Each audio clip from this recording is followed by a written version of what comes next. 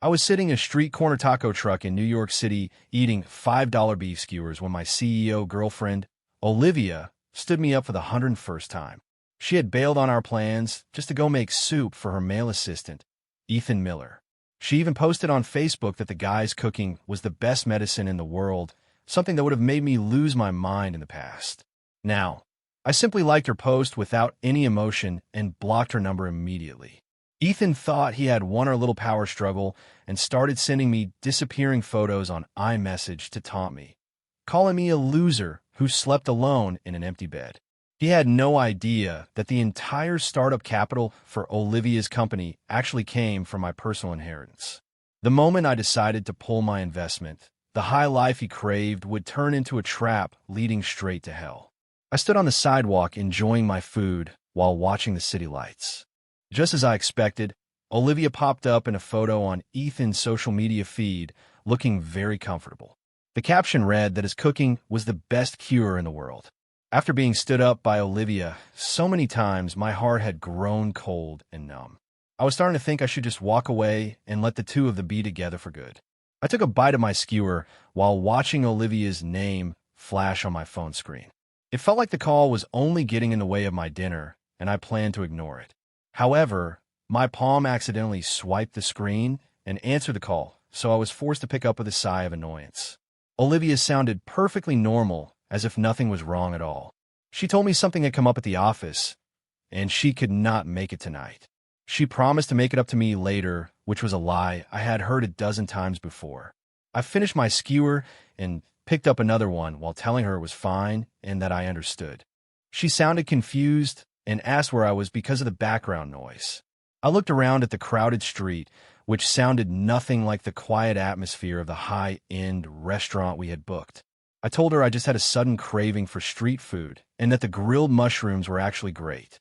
She asked why I was always making executive decisions without her and complained that she had a friend book that table. She sounded genuinely annoyed and asked what she was supposed to tell her contact at the restaurant.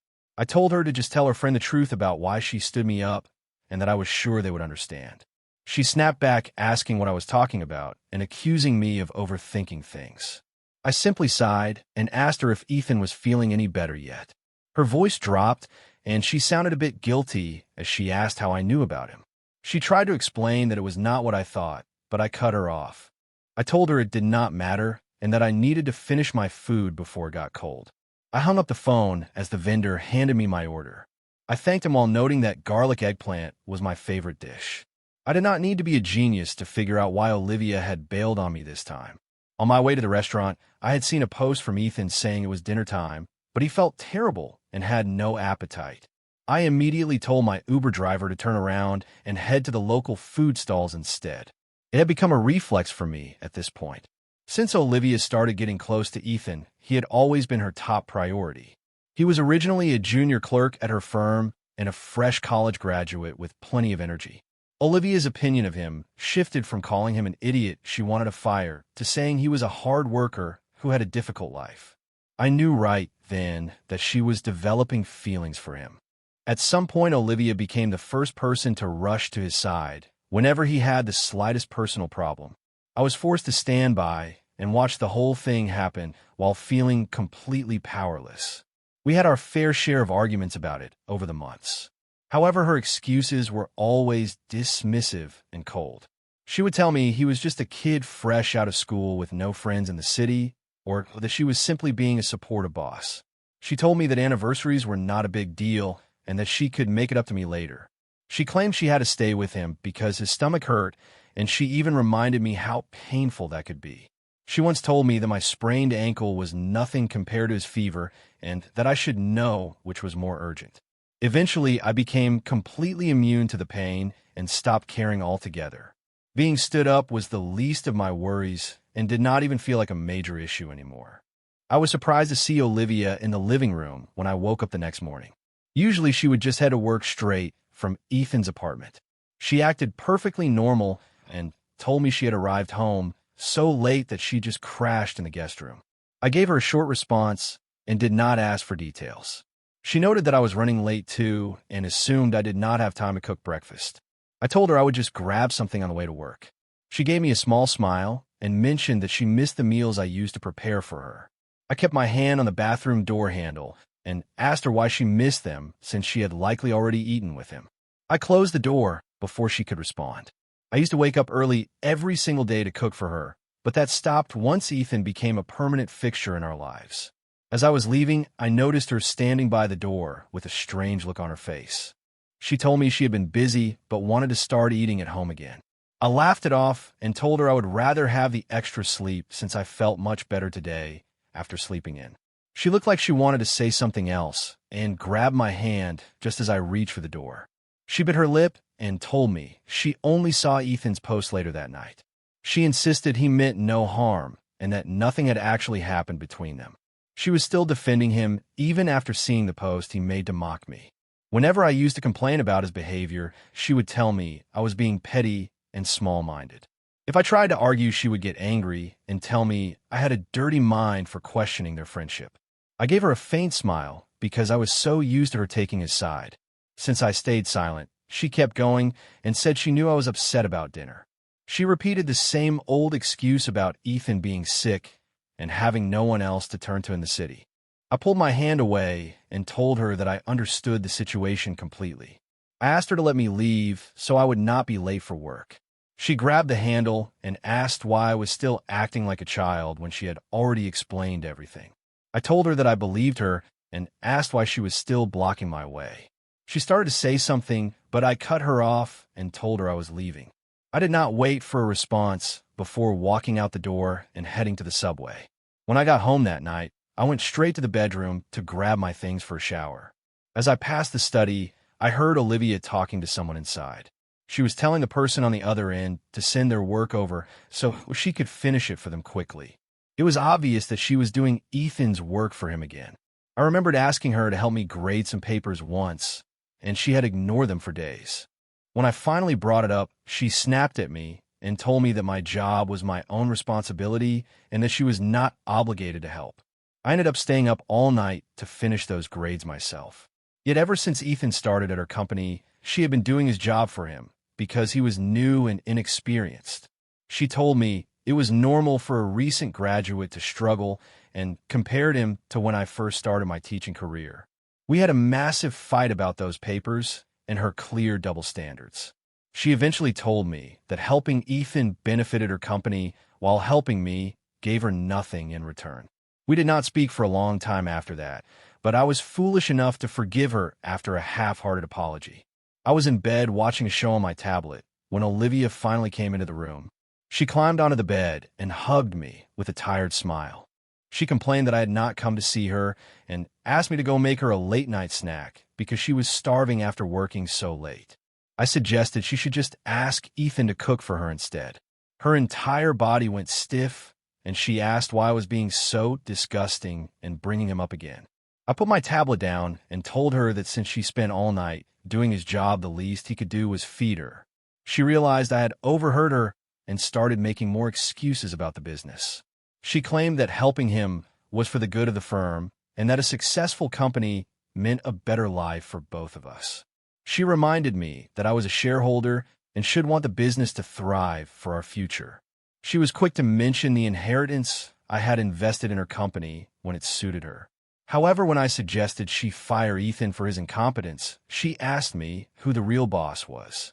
I told her that in my world, any teacher who could not do their job after 6 months would have been fired immediately. Olivia sighed and promised she would make him learn the ropes and stop helping him so much. She even offered to help me with my grading next time to make it up to me. She tried to act sweet again and begged me to go into the kitchen and make her something to eat since she was so hungry. She was trying to play nice because she knew she was in the wrong. I told her that she was right the first time and that everyone should be responsible for their own tasks. I informed her that I had already eaten and suggested she just order something on an app if she was that hungry. She stared at me for a moment before slamming the door and leaving the room. We spent the next few days in a Cold War, but I did not feel the usual anxiety or sadness. I was actually enjoying my time alone, and I had no intention of apologizing for once in my life. A week later, her best friend Chloe called me around 9 in the evening. She told me to get down to a bar near the office because something was wrong with Olivia. I hung up the phone before she could even finish her sentence because I knew what was coming. Her inner circle always thought a high school teacher like me was not good enough for a powerful executive like Olivia. They would ignore me at parties or make snide comments about my career choice. I had to keep a fake smile on my face the whole time, or Olivia would call me sensitive and dramatic. I realize now how pathetic I was being, but I suppose I brought it on myself. I blocked Chloe after she tried to call me a dozen more times. I spent my evening talking to real estate agents and managed to find a new apartment within a few days to get away from her. The place we shared was hers, and it was located right next to her office, which meant a brutal commute for me. I was constantly exhausted, and my coworkers at the school kept telling me I looked like I was at death's door. I really needed to get away from my own health and sanity. Once Chloe realized she was blocked, the rest of the friend group started taking turns calling me. I was about to ignore another random number until I saw it was Sophie calling. She was the only person in Olivia's life who had ever been decent to me. Sophie told me that Olivia was wasted and was crying out for me. She asked if I could come get her, but I told her to just call Ethan instead. I had too much packing to do and no interest in dealing with a drunk girlfriend anymore. Sophie tried to tell me that it was a weekend and that there was nothing going on with Ethan. Suddenly, I heard a loud crash in the background, followed by Olivia screaming at her to hang up the phone. I ended the call so Sophie would not have to deal with the fallout of Olivia's temper. I collapsed on my sofa after packing my boxes and opened Facebook to see what was happening. Ethan had already posted a picture of Olivia passed out with a caption about how her boyfriend did not care about her. He claimed he had to be the one to step up and take care of her since I was absent. The photo showed her sleeping on a couch in a bar. I felt a strange sense of peace and almost wanted to like the post myself. By the time I checked my feed again, the post had been deleted, and that was when I heard the sound of Olivia's key in the lock. Olivia walked in looking perfectly sober, but absolutely furious. She asked me if I was going to keep playing these games with her. I told her I had no idea what she was talking about, and that I had not done anything to her at all. She screamed that I did not care about her being drunk, and that I had suggested another man take her home. She pointed out that I usually begged for forgiveness within 24 hours, but it had been a week without a single text. Her eyes were red, and I could see a hint of genuine fear in her expression. I told her I was just trying to give her the space she always asked for. I explained that letting Ethan help her was my way of showing that I finally trusted their friendship. She looked like she wanted to argue, but could not find the right words to say. I tried to walk past her, but she grabbed my arm and suggested we go out for spicy food at a new place nearby. It was her typical way of trying to pretend like nothing had happened between us. I was just about to tell her that I wanted a breakup when her phone started ringing on the counter. It was the custom ringtone she had for Ethan, and it used to drive me insane. She had refused to change it in the past and told me to mind my own business when I offered to do it for her. There was a time when that sound made me want to throw her phone against the wall. To my surprise, she actually declined the call. Usually she would drop everything for him, but she kept her eyes on me this time. Ethan was persistent, though, and called again immediately. I told her with a smirk that she should probably answer it. She insisted on taking me out, but I told her I would only go if she blocked his number. She froze and did not know what to say. I pointed out that we would never finish a meal with him calling every 2 minutes, so she hesitated for a second and then answered the phone anyway. After listening for a moment, she looked panicked and told me that Ethan had been rushed to the hospital with a stomach issue. I did not even let her finish before telling her to go to him. She looked at me and begged me to wait for her before running out the door. I went straight to sleep and had a great night of rest. I woke up the next morning and made myself a nice breakfast before going to look at more apartments. I wished I had signed a lease sooner so I could have left that apartment for good today. I saw a mountain of notifications on my phone when I finally checked it. I had accidentally left it on silent, but I was glad I had not missed anything from the school. Olivia had sent a string of texts explaining that Ethan was in bad shape and that she had to stay at the hospital all night to watch over him. She kept repeating that nothing had happened and begged me to answer her. Ethan had also sent me about 20 messages which caught me off guard. When I opened them, I realized he was just sending the same taunting message over and over again. He told me that Olivia had spent the entire night holding him and that she was amazing at taking care of people. He laughed at me for sleeping alone and told me there was no point in staying with a woman who clearly did not love me. He warned me not to wait up for her because she was not coming home this morning. He used the disappearing photo feature on iMessage, so there would be no proof, but he kept sending them to make sure I saw the images. I finally replied and told him to stop blowing up my phone before he actually passed out from exhaustion. He stopped for a while and then sent a series of regular texts. He claimed that the previous messages were meant for someone else and that he was just joking around with his buddies. He apologized and said he would never dream of disrespecting his boss like that. He kept telling me how much Olivia loved me and begged me not to fight with her because of him. Olivia sent another text saying Ethan was still weak and that she would be home by the afternoon. I did not bother replying and just blocked her number right then and there. My day got a lot better when the apartment viewing went perfectly. I signed the lease on the spot, and the landlord handed me the keys right away. She actually owned a moving company and offered to send a crew over to help me move my things at a discounted rate. I grabbed my bags and left that apartment without looking back once. It did not take long to get settled into my new place near the school. I started getting a barrage of texts from random numbers I did not recognize. Olivia was frantic and asking why I had moved out without waiting for her.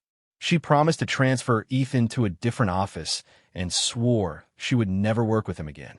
I read a few of her desperate pleas before blocking that number too. My peace was ruined on Monday afternoon when I saw Olivia waiting for me outside the school gates. She looked like she had not slept in days and had massive dark circles under her eyes. She ran toward me and grabbed my hand as soon as she saw me. She started crying and saying she was sorry for staying so long at the hospital with him. She insisted they were just friends and that she had already told him he was being reassigned once he felt better. She begged me for one more chance to make things right between us.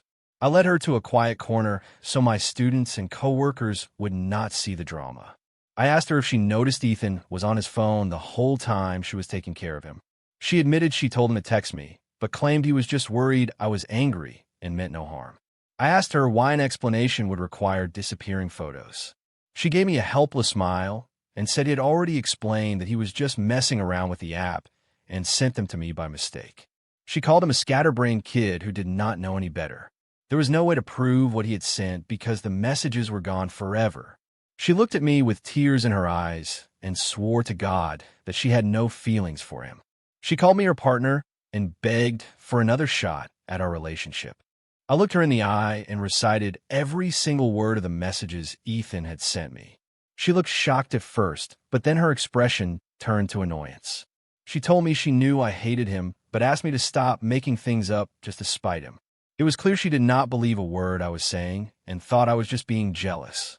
I felt the last bit of love I had for her completely vanish in that moment. I told her there was something I had been meaning to say for a very long time, and I was going to say it now. Olivia looked terrified and told me not to say it. I informed her that the company was stable enough now for me to withdraw my initial investment. She asked why I was doing this and reminded me that I had promised to keep my money in her business forever. I told her I just wanted a fair market price for my shares so we could move on. She tried to tell me she would buy me whatever I wanted to make me happy, but I did not let her finish. I looked her in the eye and told her that we were officially over for good. Olivia started showing up at the school every single afternoon. I ignored her completely until she tried to follow me home one day. I threatened to call the cops, and she finally backed off and watched me walk into the subway station. It was not hard for her to find my new apartment, and seeing her outside my building after work was a shock. She looked like a complete mess with wild hair and red eyes. She looked significantly worse than the last time we had spoken at the school gate. She begged me not to leave her and threw her arms around me tightly. She asked how we could go from being so in love to this nightmare. Her voice was shaking as she cried, but I felt absolutely nothing for her in that moment. She asked if we could start over and if I would move back into our old apartment. She claimed she could not eat or sleep without me and that she finally realized she needed me. I pushed her off and told her that I liked my new place because it was much closer to work. She promised to drive me to school every single morning regardless of the weather. I just shook my head because she had made that same promise years ago. Eventually, she had started complaining that it was out of her way, and I simply stopped asking for rides. She apologized and said she was just stressed with the business back then, but I told her it did not matter anymore. I asked her how she would have time to drive me when she was busy giving Ethan a lift every morning. She said she would make him take the train and mentioned that the new subway line had just opened up. I told her I was too busy with my classes to talk and that I just wanted to go inside. Olivia was relentless and actually rented the apartment right next to mine to be close to me. She started waking up at the crack of dawn to make me breakfast, and she was always home before I got back from school to cook dinner. I ignored her most of the time, but I would occasionally eat her food if I was in a rush. She seemed thrilled every time I sat down at her table. One night, she kept staring at me while I was eating, and it was so annoying that I finally asked her what she wanted. She put her fork down and told me she had been thinking about everything. She admitted that the pressure of the company had been too much, and she was just looking for an escape with him. She claimed she never loved Ethan, but admitted that she had been emotionally unfaithful to me. She apologized and promised to pay Ethan off so he would quit his job and leave us alone forever. She swore that I would always be her top priority from now on. She looked at me with desperate eyes and asked if we could please stay together as a couple. She looked like she really meant it, but I had no appetite left for her or the food. If she had said those words months ago, I would have been the happiest man alive. I was about to give her an answer when her phone started ringing on the table. It was her phone, and I saw Ethan's name flashing on the screen. She had changed his contact name, and the custom ringtone was finally gone. She ignored the call and kept her eyes fixed on me while looking incredibly nervous about my reaction. She begged me to believe that she was a different person now. I asked her if she was going to answer the phone, but she just shook her head and declined the call. She insisted that I was the only person she cared about now. I told her she should answer it and that her response would determine if we had any future together. She looked at me for a long moment before gritting her teeth and saying she would end things with him once and for all. The conversation did not go as planned because Ethan started screaming that he was going to end his life. Olivia started panicking and said she had to go save him because a life was at stake. She promised she would be right back and asked me to wait for her in the apartment. I did not try to stop her from leaving or suggest she call for professional help. I went back to my own place and immediately got a text from Ethan calling me an old man and bragging that she had chosen him again. He told me I deserved to be miserable for the rest of my life. Ethan had been quiet lately, and I knew he was planning something big to get her back. He had no idea that the only reason I had not blocked his number was so I could catch him in the act. He sent a string of texts claiming they had just slept together and asking why I was staying silent. He told me I was pathetic for not admitting defeat and urged me to just let her go. He said my silence was proof of how much I was hurting inside. He finished by sending a graphic photo of the two of them in bed together. He made a disgusting comment about her and said it had probably been years since I had seen that side of her. I just looked at my phone and shrugged. Olivia arrived at my door just as I was taking out the trash. She apologized for breaking her promise, but insisted that Ethan was quitting on Monday. She even offered to move out of the neighboring apartment if I needed space, as long as I did not leave her forever. I was confused by her sudden desperation until I realized she could see my packed suitcase through the open door. I asked her if Ethan had actually promised to stay away. She claimed it was her decision and that she had ordered him to leave us alone from now on. I pointed out that she had changed her clothes and clearly taken a shower since leaving my place. She looked away and claimed she had just worked up a sweat while arguing with him and did not want to smell bad around me when she got back. I told her that I truly used to love her, which made her tear up and say she still loved me too. I told her that if that was true, then she should respect our history together. I pulled out my phone and sent her a series of screen recordings. She opened the files and immediately went pale as she realized what they were. They were recordings of every single photo and message Ethan had sent me the night before. I had started recording my screen the second his first message came through. Olivia looked completely broken as she sank to the floor. She cried into her hands and admitted that Ethan had blackmailed her into one last night together in exchange for his resignation. She asked me if this meant I would never forgive her for what she did. I did not answer her question and simply told her to think about the valuation of my shares. She ended up buying me out for a massive amount of money to avoid a messy legal battle. Ethan was nowhere to be found during the closing of the deal. She admitted that she had ruined everything and told me I should keep my new apartment because it was in a great location. She promised to be the one to move away this time, and I told her that I had no intention of leaving my new place anyway. I had packed my bags because I had quit my job and was planning to travel the world for a few months. The apartment was a perfect home base for my new life, even without a daily commute. She gave me one final hug before we parted ways for the last time. She kept sobbing in my shoulder and telling me how sorry she was for everything. I felt absolutely nothing but annoyance and wished she would just let go so I could leave. While I was waiting for my flight, I got one last message from Ethan. He bragged that he and Olivia were officially married and that she was even putting the company in his name. He told me he was sorry I would miss the wedding while I was busy nursing my broken heart. He made a joke about me finding an 80-year-old grandma to date next. It was obvious he was angry that Olivia had paid me so much for my shares, and he was trying to lash out. Then I saw a notification from my bank showing that over $10 million had been deposited into my account by Olivia. That money was clearly everything she had left to her name, and I realized Ethan was in for a rude awakening.